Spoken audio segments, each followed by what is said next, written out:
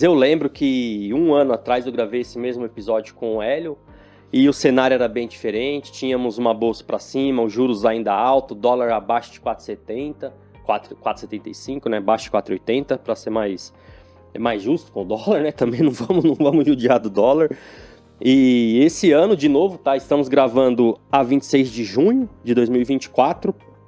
O que a gente tem, assim, de forma geral, né? O que esse primeiro semestre entregou para o investidor? Se a gente for ser simplista e resumir, diria que foi um ano ruim, né? Por quê? Porque hoje a gente tem, nesses 6 meses passados aí de 2024, o principal índice brasileiro, né, de renda variável, que é o índice Bovespa, caindo aí próximo dos 9% no ano, né? Então hoje ele está na casa do centro, começou em 134 mil pontos, está em 122 mil pontos, uma queda de próximo de 9%. E na renda fixa, a gente teve uma forte abertura da curva de juros, né? Dos juros futuros.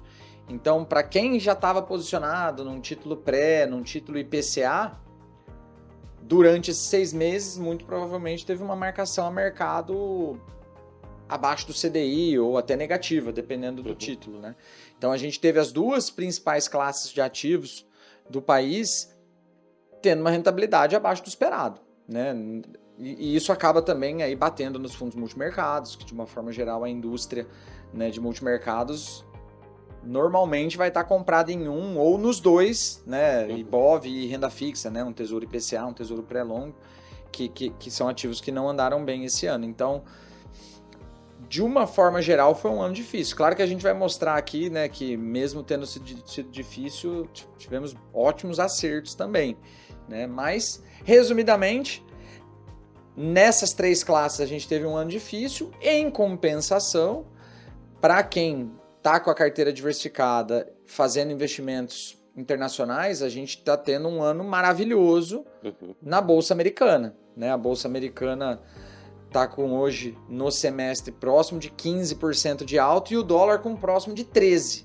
Então, por exemplo, quem está alocado numa carteira de BDRs como a nossa, nesse semestre está fazendo bem uns 30% de alta, né? Ou quem está alocado em S&P 500 através de uma corretora internacional, como a Avenue, como o BTG Internacional, que são as plataformas que a gente usa, estão tendo rentabilidades bem altas, bem interessantes. Por isso que a diversificação sempre é importante, né? E se antecipar para isso, né? Gustavo, em renda variável no geral, o Rafa já trouxe aqui, né, um breve resumo aí do que aconteceu com o IBOV, mas no geral, né, considerando o bom desempenho de 2023, e aí não só em bolsa, mas em FIIs, né? Acho que foi um ano positivo no geral para RV. O que a gente avalia aí na RV? Boa. Então, esse primeiro semestre. Pois é, eu lembro que lá atrás, quando a gente gravou o fechamento do ano passado, a gente comentou sobre um ponto que é crucial no mercado e continua sendo, e vai ser um drive para o mercado sempre, a questão da taxa de juros americana. Né? Então, a gente fechou o ano passado falando que a gente começou o ano de 2023 se perguntando quando que o Fed, que é o Banco Central Americano, ia parar de subir juros. E a gente começou 2023 falando isso e fechou 2023 perguntando quando que o Fed vai começar a cortar juros. Né? Então, quantos cortes iam ser? E quantos cortes iriam ser? Começamos falando em 6, né? Em 6, exatamente. Eu lembro, dezembro de 2023, o mercado tinha uma expectativa de 6 cortes na taxa de juros pelo Banco Central Americano, na taxa de juros americana. Então, e aí quando que isso iria iniciar? Na época se falava em março já desse ano, ia ter o mais otimistas falavam em março, os mais pessimistas em junho, mas todo mundo falava em muitos cortes em 2024. Né? Primeiro semestre, né? E primeiro semestre, já iniciando o primeiro semestre. E a gente está agora fechando o primeiro semestre do ano e não tivemos nenhum até o momento.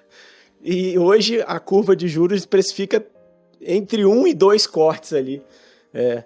Na taxa de juros americana, ou seja, o cenário mudou bastante tanto lá fora, né? Então o cenário lá de fora mudou bastante, isso obviamente acabou pesando sobre os mercados emergentes, né? Então aquele fluxo que a gente tinha de capital saindo, por exemplo, dos Estados Unidos, das grandes economias e vindo para os mercados emergentes, e o Brasil era um dos países em melhor posição para receber esse recurso, começou a acontecer o contrário ao longo desse ano de 2024, que era o recurso voltando para o dólar, né? Voltando para a economia americana.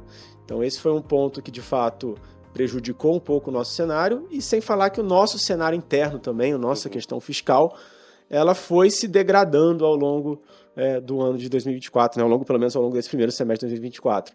Né? A gente começou um ano com o governo prometendo um superávit de 1% ao final de 2024, e agora esse superávit já foi prorrogado para provavelmente 2026 só, né? Ou seja, a gente teve uma piora significativamente aí no ponto de arrecadação fiscal e ficar numa questão positiva, e isso... A arrecadação está crescendo, né? O problema é que os gastos crescendo mais rápido, exatamente. Então isso deu uma certa desancoragem para a inflação, né? A gente está rodando com uma inflação ainda saudável, né? Em torno aí de 4% no acumulado dos últimos 12 meses, porém a expectativa de inflação piorou muito por conta desses gastos fiscais. Então, isso obviamente se refletiu nos ativos de risco, né? Então, os ativos de risco, né, ou seja, as ações da Bolsa Brasileira, o investidor começou a pedir mais prêmio para estar posicionado nesses ativos, né? Então, se você pede mais prêmio, você tem que comprar a ação mais barata, né? E é isso que a gente viu, principalmente as ações...